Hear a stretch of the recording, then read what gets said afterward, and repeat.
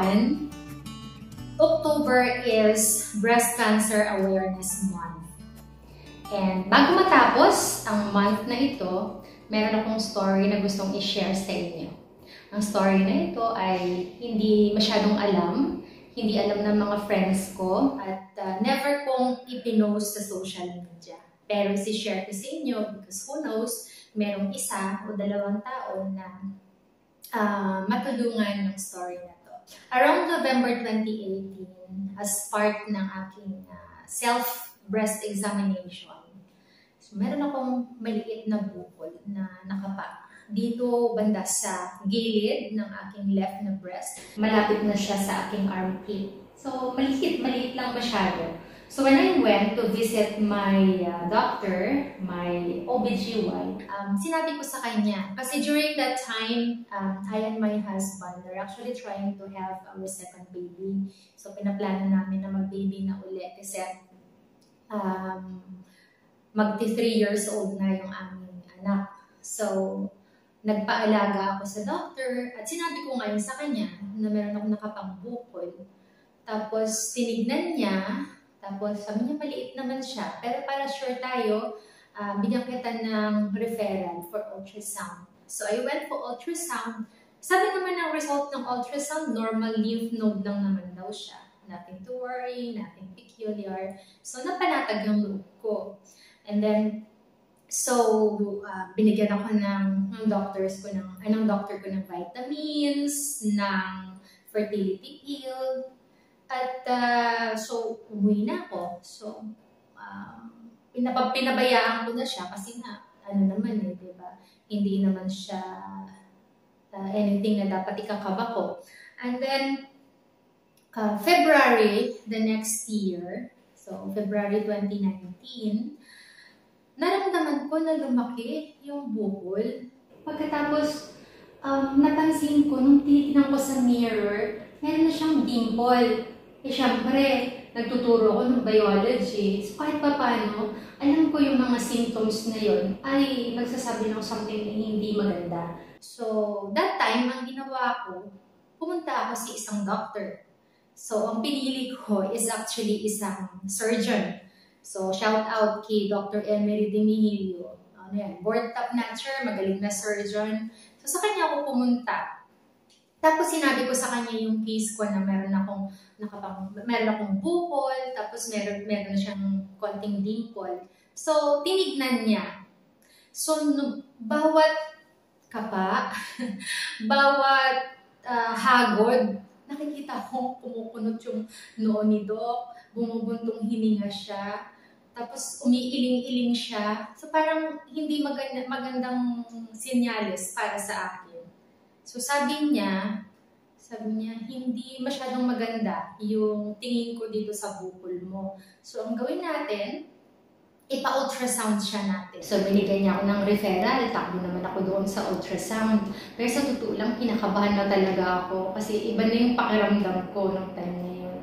Tapos, sa pagdating sa ultrasound, nung natanggap ko yung result, mas lalo akong kinabahan kasi ang nakalagay doon, there is predominance of non-benign characteristics. So, parang ang hirap, hindi ko ma-explain kung ano yung nararamdaman ko. Alam mo yun yung, dahil na nakakaintindi ka ng mga terms, parang alam mo na kung ano yung meron. Pero syempre, parang ayoko tanggapin. Malay mo, iba yung sabihin ng doctor, diba? Iba yung kanyang explanation para doon. So, bumalik ako.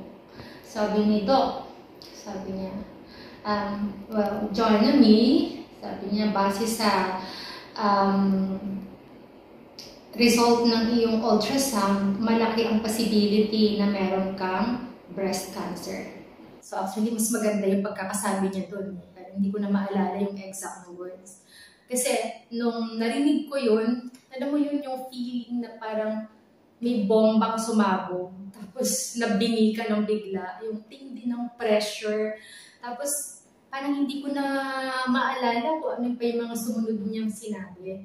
Hindi naman ako umiyak, tapos tinanong ko siya, sabi ko, Doc, Wala kaming history sa family ng breast cancer. I don't drink, I don't smoke, I exercise, I eat healthy food, I don't eat so much sweets. Bakit po ako magkaka-cancer?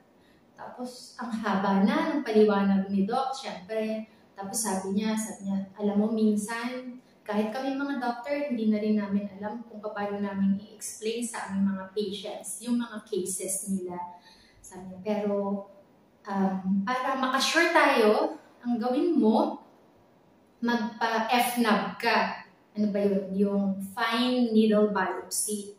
So, sa totoo lang, grabe na talaga yung kaba ko, grabe na yung hindi ko maintindihan kung ano pa yung pwede kong isipin. Hindi ko rin alam kung ano yung pagpipray ko kay Lord.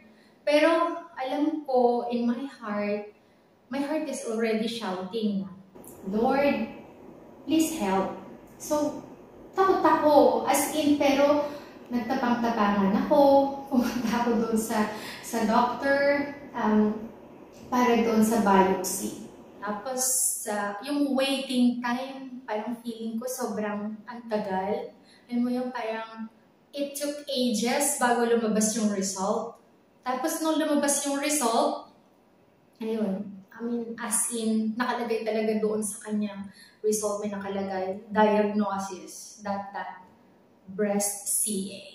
Tapos, nung nabasa ko yun, as in, kami dalawa ng asawa ko yung magkasama ng time na yun.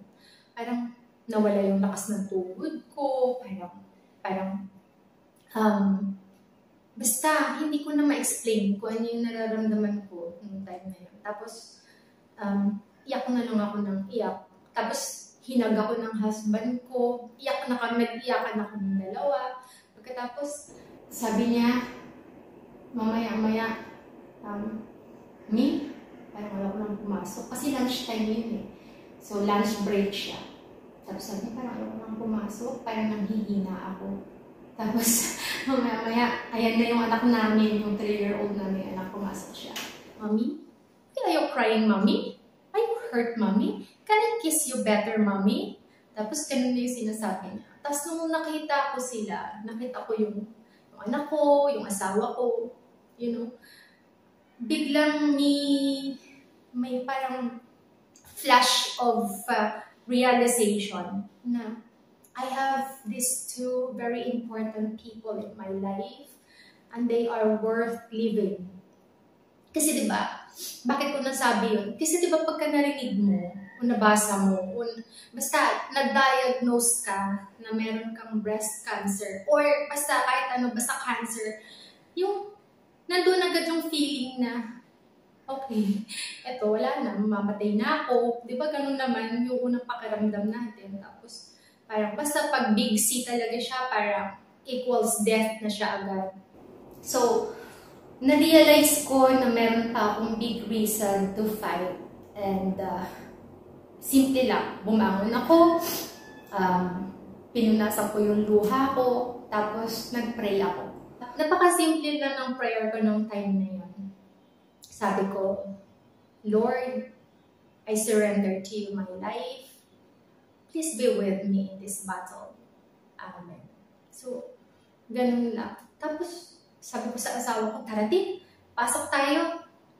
Kailangan natin maging malakas, kailangan ituloy natin ang buhay. So, sabi ko, pasok tayo, isipin na lang natin na wala ito, kaya natin to.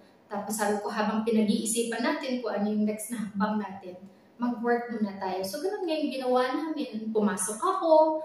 Kasi nung time na yun, dean ako ng college. So, napakahirap ng work ko. Ang daming nakasalalay sa akin. Ang daming work na dapat ko talagang gawin ng maayos. Dahil kung hindi, may mga estudyante na hindi ka-graduate.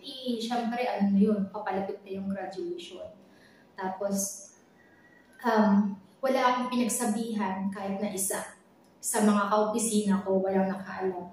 So, nag-function ako na parang kagaya lang nung dati, na walang problema. Ganun. So, siguro nung time na yun, in denial pa talaga ako. Hindi ko pa siya matanggap na, nandun nandun naman ako na nag-surrender na kay Lord. Pero, syempre kahit pa paano, ang hirap pa rin. Yung behind my head, parang meron akong voice na naririnig na cancer yan.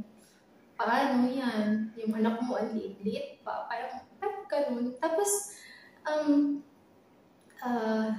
yung ginawa ko is, syempre, hindi ko pa naipapakita sa doctor ko yung result. So, bumalik ako sa kanya. Bumalik na naman ako kay Doc Emery. Sabi ko, Doc, ito na yung result. Sabi ko, anong gagawin? Anong next? Sabi ko, madami pa akong gustong gawin. Madami pang nangangailangan sa akin. Maliit pa po yung anak ko. Gusto ko pa po mabuhay ng matagal. So, lahat ng sasabihin niyo gagawin ko. Yun yung sinabi ko sa doctor. So, sabi ni Doc, sabi niya, okay, first, you have to undergo operation. Sabi niya, mastectomy. Kailangan natin tanggalin yung breast mo. Tapos, ito na naman, diba, naisip ko bigla, pag babae ka, isa sa mga itinuturing na asset ng isang babae is yung breast niya. Tapos siyempre matatanggal. Alam mo yun, bawas ng self-confidence. Pero naisip ko, aanin ko yung dalawang breast. Kung ikakamatay ko naman yung isa, di okay na lang din ako doon sa isa. Sabi ko nga sa sarili ko. Parang yung naging self-talk ko. Tapos, sabi ni Doc, pagkatapos ng operation, sabi niya, i-refer kita sa isang medical oncologist. Tapos siya na ang bahala. So, kung ano yung mga susunod pang treatments mo. Tapos sabi ko sa kanya, Doc, ito bang breast cancer ko? Mabilis pa itong kumalat? Pwede bang hindi ka agad-agad ang operation? Kasi ano na yun eh, nung time na yun, yung process na yun, mga middle of March na. So, mga middle of March na yung conversation na yun namin ni Doc. So, sabi niya, hindi naman. Sabi ko, Doc, mag-take muna ako ng let ha. Yung let kasi sabi ko, March 24. Pagkatapos, attend pa muna ako ng graduation kasi kailangan kong naandoon. Ang hirap kasi kung mawala ako kaagad-agad. Tapos, sabi niya, oh, sige. Sabi niya, bumalik ka dito pag ready ka na, pero huwag mong patatagalin. So, yun yung baon-baon ko pag alis ko ng clinic nito. So, pasok ako. Ang ginawa ko is, talagang ginawa ko lahat ng work ko. So, as dean ng college, as nanay, as asawa.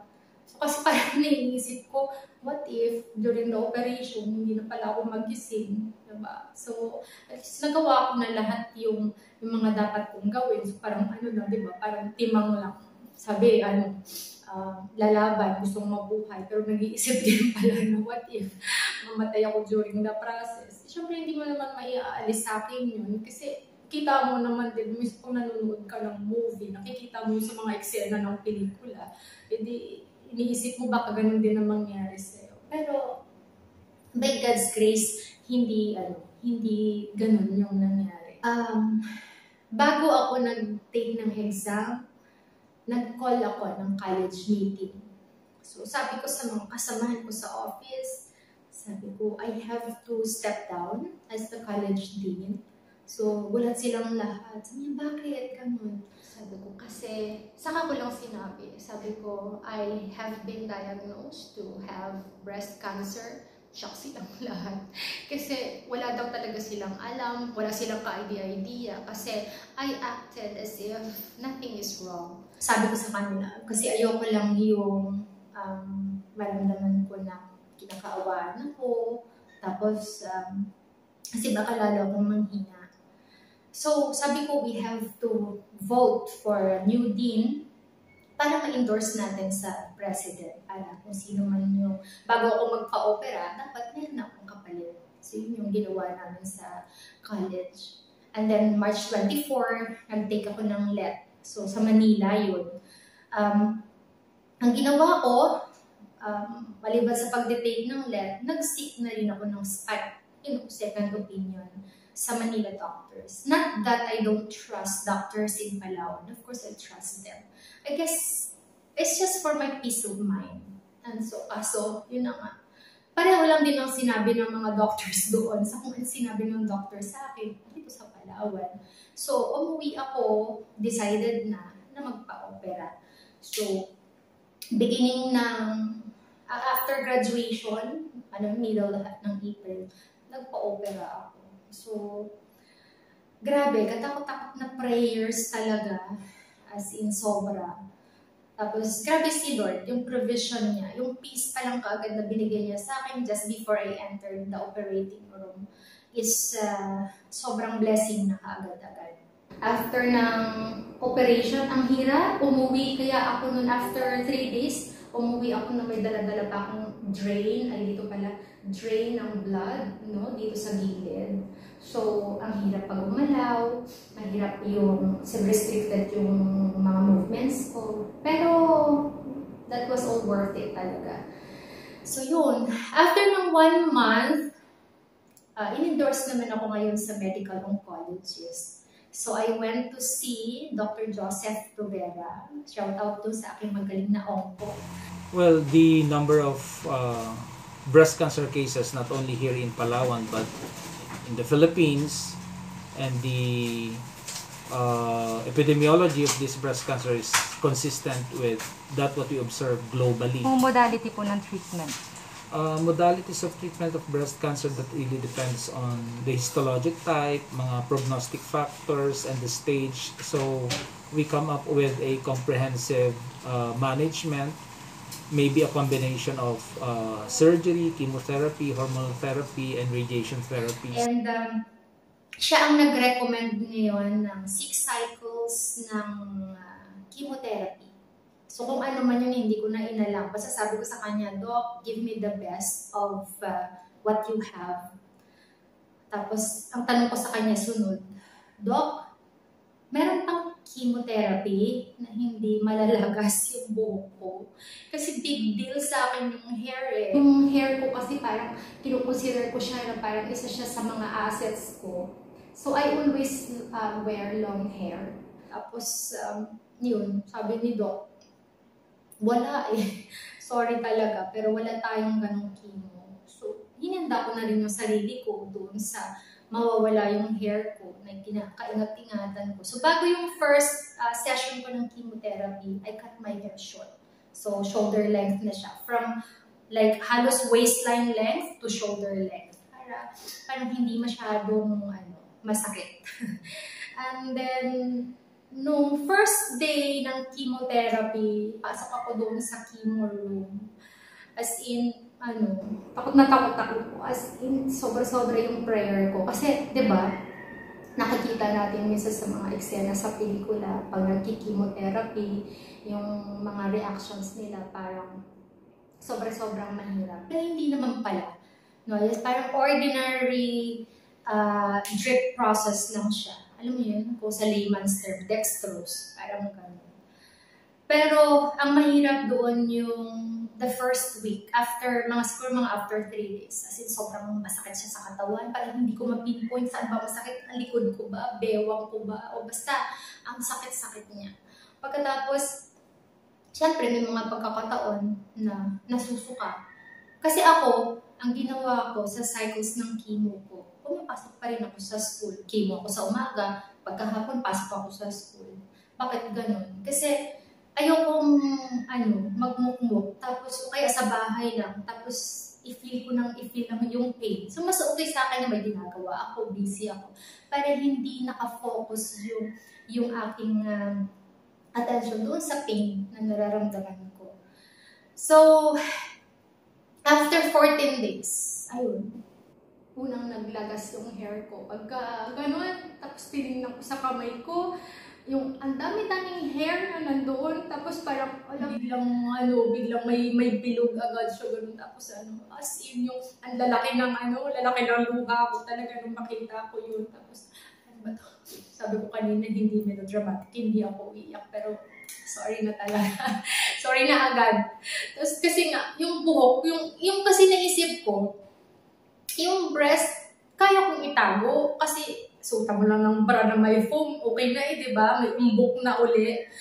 Pero yung hair, kapag ka nakita ng tao na nakalbo ka, pagtingin nila sa'yo, yung makikita mo sa mukha nila na, ay, kawawa naman to. Siguro may sakit siya, siguro ganito, ganyan. Di ba? Makikita mo kaagad sa mukha na naaawa sila sa'yo.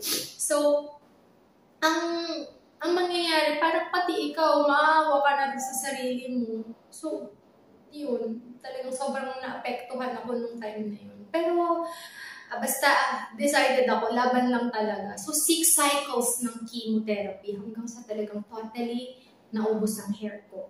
Naubos, wala akong kilay, wala na yung mga maliliit na mga hair na nandito, pati sa mga kamay ko dito. So, parang feeling ko, ang kinis-kinis ko. Ang kinis-kinis ko. Pag ganyan mo, walang gaspang. Kasi lahat ng hair, so pinakagusto ko doon sa nangyari is, wala akong natirang pubic hair. So, hindi ko kailangan maglinis ng kilikili, magtanggal ng balay sa kilikili, o mag-shave, ganun. Kasi, walang hair na natira. So, yung chemotherapy kasi, it kills cells. Kaya nga, di ba, tanggal nga yung buhok eh. Tapos, it also kills your immune system. Kaya yung ibang mga kasamahan ko minsan pag nagkikimo, hindi natutuloy yung chemo nila kasi may sakit sila, may ubo, may sipon. Alam mo, immunocompromised ka. So ako naman, nang ginawa ko during that time, talagang sinabayan ko ng pagkain ng masustansya at talagang I chose the best vitamins na meron in the market. And I chose Nutrilite. So yung Nutrilite na mga vitamins ko, yun talaga yung parang ginamit ni Lord para ma-strengthen yung immune system ko. Kasi sa buong cycle, yung 6 cycles na yun ng chemotherapy, ni minsan hindi ako nilagnat, hindi ako nagkasipon, hindi ako nagkaubo. Although, syempre, paminsan-minsan nag-wear ako ng mask, lalo na nung una. Pati pamilya ko nag-wear ng mask, pero hindi masustain. Ang hirap mag-wear talaga ng mask sa bahay, diba? So, binoost ko talaga yung immune system ko. At thankful ako sa Nutrilite, lalo-lalo na yung double X ko. Kasi the whole duration ng chemotherapy ko, I was never immunocompromised. So, tuloy-tuloy yung cycle ko. So, after ng chemotherapy ko, need ko na naman mag-undergo ng radiotherapy. Kasi sabi ni Doc, gawin na natin lahat para talagang mas maging mababa yung chances na mag-recur yung breast CA mo. So sabi ko, sige Doc, hanggat kaya, sige go. So pumunta ako ng Manila. I have to go alone. Kasi syempre nag-work din yung husband ko. Pag hindi siya mag-work, saan kami kukuha ng pera, diba? Tapos may 3-year-old na anak pa kami. So talagang malungkot ka na kasi mag-isa ka. Tapos magbabattle ka doon ng therapy mo, mag-isa ka rin. Good thing is, nandoon yung dalawang sisters-in-law ko na nag-prepare for their licensure examinations. So sila yung faithfully nag-alaga at sumasama sa akin sa mga sessions ko. Yung aking rad-ong ko, so shout out kay Dr. Bianca Olunan, napakabait, tsaka napakaganda. Kasi the whole time, I needed to have 30 sessions ng radiotherapy. Waive yung kanyang PF, yung kanyang professional fee. Hindi niya ako siningil. So, ang laking kabawasan talaga nun. Tapos, yung time na papasok ka doon sa room, ilalagay ka doon sa machine, nakasalang ka, tapos may umiikot-ikot sa'yo doon na ewan ko anong ginagawa. Basta tumatama siya dito sa area na to, nakaunat kasi to ganyan, tumatama siya sa area. Bago natapos yung aking 30 sessions, sunog na itong area na to. As in, parang second degree burn, yung napasok ka, talagang nalapnos. So, masakit siya, mahapde. Friend kami ng aloe vera extract nung time na yun. Kasi sobrang siya yung nakakasooth. So, malaking tulong siya. Pero, tiis lang. Nairaos din yung radiotherapy. December 5 ng 2019, nakauwi na ako. Tapos na lahat ng therapy. So, regular check-up na lang with my med-onc ko. At yun yung ginagawa ko hanggang ngayon. Kasi Meron pa din akong hormonal therapy na ginagawa. Ngayon, ano ba natutunan ko sa experience na to? First is yung total surrender to the Lord.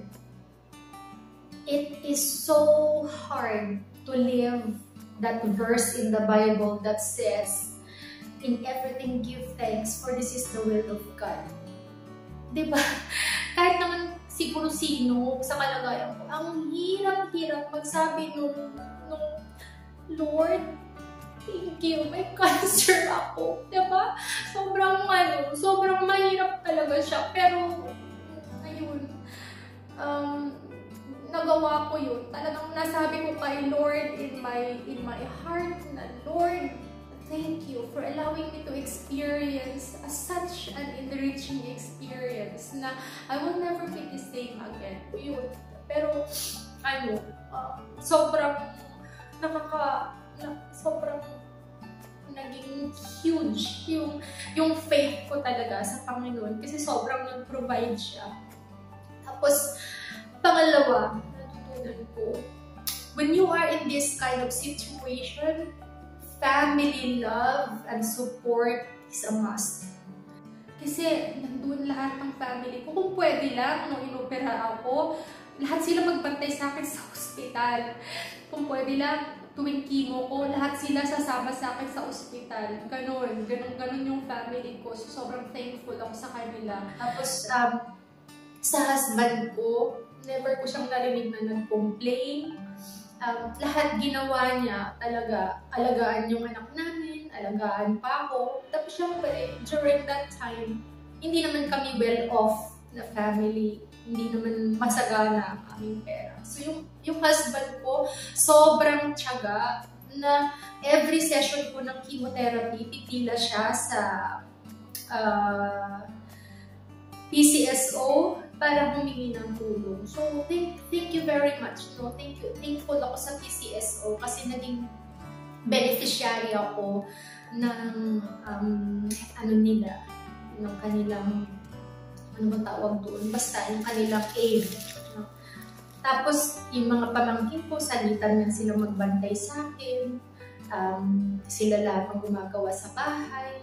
Tapos, nung time na papunta ako ng Manila, syempre kailangan ng baon, panggastos. Hindi ako nanghingi sa kahit na sino sa family namin. But they gave.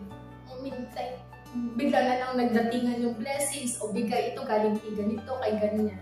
Yan yung immediate family ko, yung sa side ko at saka sa side ng husband ko. As in, sobra talagang nakaka-touch. Thank you very much talaga sa inyong lahat.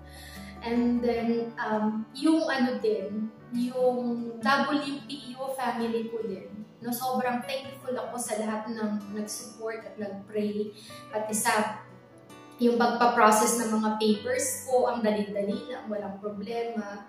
At saka syempre, sa CFAS family ko, lalong-lalo na kay Ma'am Ria, thankful ako masyado, Ma'am Ria, at alam kong bakit. Tapos, lahat ng friends, no, na nag-pray for me. Thank you very much. Yung pangatlong na-learn ko dito sa experience na to is mas i-push pa yung healthy lifestyle. Para sa ating lahat. Push pa natin yung mag-healthy living. So ngayon, wala na kaming mga food seasoning kagaya ng NSG pag nagluluto sa bahay. Wala nang processed food. Wala nang masyadong mga sweets. Basta more veggies, more fruits, ganun. Talagang malaking bagay kapag nag-healthy living ka talaga.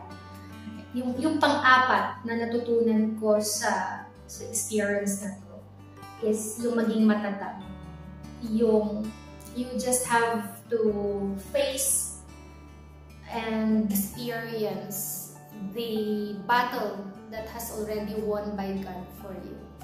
So, yun, sobrang nakaka-boost siya ng faith. Pang-lima, sa natutunan ko sa experience na to is, it is very important to do self-examination. yung self-breast examination, tayo mismo sa ating mga babae, gawin natin to regularly. Kasi once meron kang symptoms na makita, kahit na mga bukol-bukol lang, ipa-check up agad. Huwag matakot. Kasi the earlier you know about it, the better you can be treated. Mas madali ang magiging treatment. And breast cancer is one of the cancers that is well studied, and madami na talaga yung treatment modalities. So, hindi na siya as in sobrang nakakatakot kagaya ng dati. All in all, thankful ako kay God for allowing me to experience this. Thankful ako sa lahat ng sumuporta sa akin. At thankful din ako na natapos lahat ng treatment ko just before the pandemic. Imagine mo kung may treatment pa ako during the pandemic, diba? Sobrang magiging mahirap. And this is my simple story. If you know someone who might need to hear this kind of story, please feel free to forward the video. Kung kayo man ay meron din gustong itanong, kung nakaka-relate kayo sa video na to, mag-leave lang kayo ng comment. At I will try my best na sagutin yung mga tanong ninyo based sa aking experience. So, this is my simple sharing. I hope you learned something from this video. And